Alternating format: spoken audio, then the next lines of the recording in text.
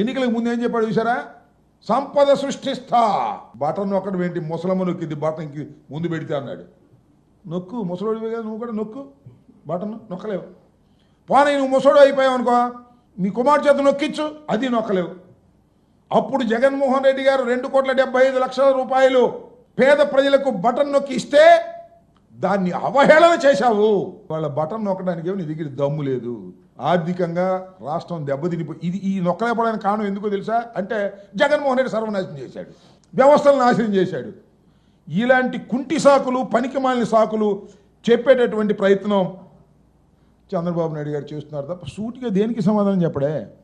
ఇదిగో జగన్మోహన్ రెడ్డి గారు ఇలా ప్రశ్నించాడు, దీనికి ఇది సమాధానం, ఇదిగో లెక్కలు ఇవి. అదేమంటే నేను ఐటీలో దిట్ట, నాకు 73 ఏళ్ళు దాటిన ఐటీలో నేను బాగా దిట్ట, ఇట్లాంటి మాటలన్నీ మాట్లాడేటటువంటి ప్రయత్నం చేస్తున్నారు చంద్రబాబు నాయుడు గారు.